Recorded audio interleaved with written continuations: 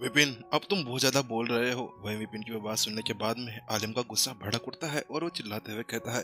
हालांकि वहाँ आलिम की बातों के ऊपर कोई भी ध्यान न देते हुए विपिन उससे आगे कहता है, चुप रहो और तुम मेरी बात सुनो। तुम आखिरकार कहना क्या चाहते हो? क्या किसी को बदला नहीं जा सकता? तो फिर हम लोग यहाँ पर क्यों हैं? आखिरकार मास्टर टीचर्स को इस दुनिया के अंदर क्यों रखा गया है? मास्टर टीचर्स यहाँ पर सभी को ज्ञान प्रदान करते हैं। इसके अलावा उनका उद्देश्य और भी होता है, जैसे कि लोगों को वहाँ पर सुधारना, उन्हें अच्छी बातें सिखाना कि कैसे दूसरों के साथ में रहा जाता है, उनके व्यवहार को चेंज करना। यही मास्टर टीचर्स का एक कर्तव्य होता है। और तुम्हारे कहने के अनुसार तो मास्टर टीचर्स का यहाँ पर कोई अस्तित्व ही नहीं है। इसके साथ में तो मुझे ऐसा लगता है कि तुम अभी मास्टर शेख की शिक्षाओं को भी ठुकराना चाहते हो। मास्टर टीचर मंडप के सभी उद्देश्यों को खंडन करना चाहते हो। विपिन अभी वहाँ पर आधिकारिक रूप से उससे बातें कर रहा था। वहीं दूसरी तरफ विपिन की वह सभी बातें सुनने के बाद में आलिम का अब मुंह खुलने लायक नहीं रह गया था। वह उससे कहता है, मेरा वो मतलब नहीं था कि वास्तव में जो विपिन कह रहा था उसको वह गलत ठहराना चाहता था, क्योंकि उसके अंदर इतनी ज्यादा एजुकेटेड नहीं थी कि वास्तव में वो मास्टर शेख की सारी शिक्षाओं, मास्टर टीचर पवेलियन के सारी चीजों का वहाँ पर नियमों को पूरी तरह से तोड़ दे और वह जो काम किया करते थे उनकी अवहेलना करने लगे। अच्छा, तो तुम इसकी बात को मानते हो? तो क्या मुझे ऐसा लगता है कि मुझे ऐसा लगता है कि तुम यहाँ पर अभी कॉम्बैक्ट मास्टर हॉल का जो मुख्यालय है उसके द्वारा ये सभी नियमों और इन सभी फैसलों के द्वारा जेर मास्टर्स को जो यहाँ पर कॉम्बैक्ट मास्टर बनाया गया है उसका तुम खंडन करना चाहते हो। विपिन अभी तक भी उसको छोड़ने का नाम नहीं ले रहा था। अरे वो तो अब इसको केवल एक बड़े से गड्ढे के अंदर डालकर वहीं पर ही मिट्टी डालकर उसको बोर देना चाहता था। इसी के साथ में वो उसको एक के बाद में एक तमाचा मारता रहता है। वहीं फिर से आलिम कहता है, नहीं नहीं, मेरा ये भी मतलब नहीं था, क्योंकि जहाँ पर कॉम्बैक्ट मास्टर हॉल केवल मास्टर टीचर पवेलियन का एक सहायक व्यवसाय या सहायक सैनिक माना जा सकता था। हालांकि फिर भी यहाँ पर कॉम्बैक्ट मास्टर की संतान अभी भी उसके सामने कुछ भी नहीं थी। हालांकि फिर भी अभी तक कॉम्बैक्ट मास्टर की जो संतान था उसके सामने इसकी कोई भी औकात नहीं थी। अच्छा, तो तुम्हारा ये मतलब नहीं है, तो तुम्हारा क्या मतलब है? मुझे तो ऐसा लगता है कि इस पूरी शराबी दुनिया के अंदर केवल तुम ही हो जो शराब नहीं पीते हो। पिन ने वहाँ पर ठहाका लगाते हुए उससे कहा।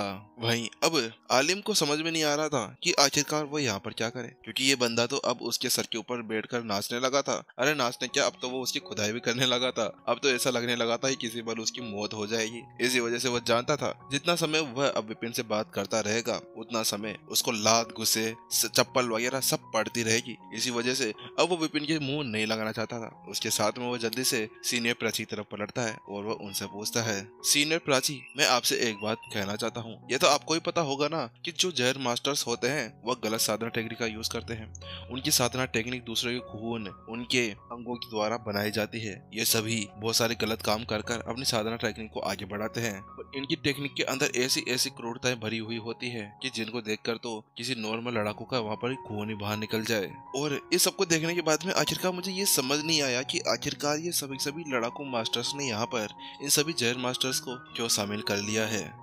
मुझे तो ऐसा लगता है कि इन सभी लड़ाकू मास्टर्स ने यहाँ पर सभी जहर मास्टर्स को अपने जेल के अंदर यानी कि अपने बंधनों के अंदर रखने की कोशिश की है, ताकि इनके अंदर से सारी बुराइयों को रोका जा सके। वहीं उसकी बात सुनने के बाद में विपिन की भुएं तन जाती है और वह अपने दोनों हाथों को अपने सीने की आंखें बांध लेता है।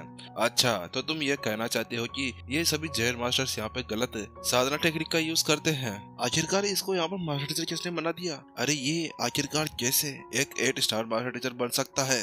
ये तो यहाँ पर केवल बहुत देर से बेहुदा बकवासी करे जा रहा है, जिसके ना हाथ है ना पाँव, पाँव के या सर भी नहीं है और इसका वो भी नहीं है। फिर उसके साथ में विपिन उसकी तरफ ऐसे घूरने लगता है जैसे कि वो कुछ गलत किया हो और वो उससे बोल पड़ता है, क्या तुमने यहाँ पर कोई गलत तरीके से तो 8 स्टार मास्टर टीचर नहीं बने ना? क्या पता पैसे वैसे देकर, रिश्वत देकर एक 8 स्टार मास्टर टीचर बन गए हो? क्या बकवास कर रहे हो तुम? विपिन की वो बात सुनने के बाद में आलिम ने उससे कहा। वहीं फिर उसकी बात के ऊपर कोई भी ध्यान न देते हुए विपिन ने अपना हाथ हिलाया, ठीक है, तुम्हें माफ किया, जाओ। उसके बाद में वह एल्डर मनीष और उन सभी जहर मास्टर की तरफ पलटता है जो अभी लड़ाकू मास्टर्स बन चुके थे।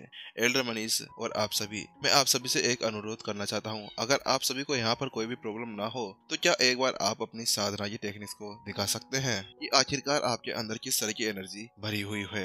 वहीं विपिन की बात सुनने के बाद में एल्डर मनीष हाँ करते हैं और उसके साथ में ही वह अपनी एनर्जी को बाहर निकालना शुरू कर देते हैं। उनकी झेंकी अभी पूरे एरिया के अंदर फैल गई थी। सभी जहर मास्टर्स के अंदर से अभी शुद्ध और बाहर निकल रहा था। उनका जो आसपास का प्रभाव मंडल था सीधा और रूढ़िवादी था, जो किसी को भी नुकसान नहीं पहुंचा सकता था। वहीं दूसरी तरफ आलिम भी पूरी तरह चकित रह चुका था, क्योंकि अर्ध 8 स्टार मास्टर टीचर के रूप के अंदर वह बहुत समय पहले बहुत से जहर मास्टर से मिल चुका है।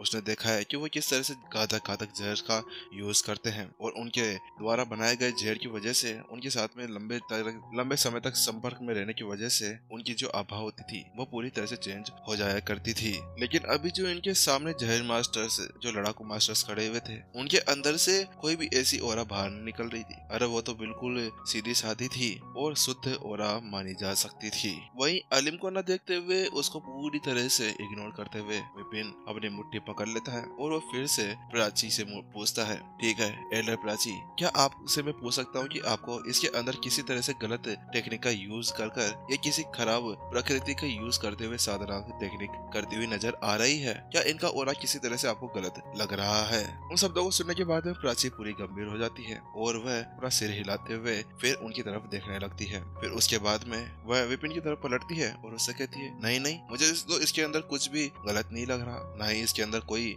बुरी साधना टेक्निक मुझको नजर आ रही है। उसके बाद विपिन के चेहरे के ऊपर एक हल्की सी स्माइल आती है और वह आलिम को ऐसे देखता है जैसे कि किसी मूर्ख को देख रहा हो, और फिर वो उससे आके कहता है, देखिए पहले इनकी साधना टेक्निक के साथ में ये बहुत ज्यादा सुधार कर चुके हैं और इनका ओरा भी पहले ज्यादा सुधर चुका है, इसी वजह से इन्हें अब किसी भी गलत चीज का यूज करने की जरूरत नहीं है। लेकिन फिर भी आपके ये हाफ 8 स्टार मास्टर टीचर होने के बाद में एल्डर आलिम यहाँ पर फालतू की बातें कर रहे हैं। ये ऐसा कह रहे हैं कि ये मास्टर टीचर पवेलियन से जहर मास्टर्स नहीं है, ये पॉइजन हॉल के जहर मास्टर्स हैं, और ये ऐसा दावा करना चाहते हैं कि ये सभी भ्रष्ट और बिल्कुल गलत साधना टेक्निक का यूज करना चाहते हैं। क्या अब मैं इनसे एक बात पूछ सकता हूँ कि आपको किस विचार से इसके अंदर दुष्ट और नीच साधना टेक्निक्स का उपयोग करना नजर आ रहा है? क्या ये कुछ ऐसा है जो आपके दिमाग का स्क्रू नट बोल्ट ढीला हो गया हो और उसके बाद में ये सारी बातें आपके दिमाग के अंदर फिर रही हो? फिर से विपिन ने उसकी बेइज्जती कर डाली और वहीं दूसरी तरफ आलिम फिर से पूरी तरह से कांप चुका था। अब विपिन के जो जितने भी शब्द थे ना, वो तीरनुमा थे, उसके अंदर एक के बाद में एक छेद करे जा रहे थे। उसको समझने का मौका ही नहीं दीजिए जा रहा था, क्योंकि अभी आलिम के पास में कोई ऐसा शब्द नहीं था जिसके साथ में वह विपिन की सारी बातों को गलत ठहरा सके, क्योंकि वह जो कह रहा था ना, वह पूरी जांच पड़ताल और सभी सबूतों के साथ में कर रहा था। बेचारा आलिम, इसके साथ में बहुत बुरा हो गया, क्योंकि जहर मास्टर्स और मोहन जब जेल के अंदर थे ना, तो उस समय उन्होंने बाहर निकलने का बिल्कुल कोशिश नहीं की थी, जिसकी वजह से उन्हें अब तक पता नहीं चला था कि इनके अंदर किस तरह का ओरा भरा हुआ है। हालांकि यहाँ पर पता चलना उसके लिए ही एक जोरदार तमाचा था। आलिम अब बहुत देर तक चुप रहता है और कुछ देर चुप रहने के बाद में वह बोलता है, ठीक है विपिन, मैं मान गया कि वास्तव में इनकी साधना के अंदर कोई भी प्रॉब्लम नहीं है। ये बिल्कुल साफ सीधे और सुथरे तरीके से अपनी साधना को आगे बढ़ाते हैं, लेकिन सबसे बड़ा तर्क और सबसे बड़ी बात जो है, इन्होंने शाही महल के अंदर हमला किया था और इसके लिए आप बिल्कुल भी मना नहीं कर सकते कि वास्तव में यहाँ पर ऐसा कुछ नहीं हुआ था। वहीं आलिम की वह बात सुनने के बाद में विपिन ने अपना सर हिला दिया। तुम नहीं सुधरोगे, तुम्हें अब पूरी सच्चाई यहाँ पर बताना ही होगा। इसके साथ में विपिन अपने हाथ को ऐसे हिलाता है जैसे कि वो आलिम को कह रहा हो, चल निकल।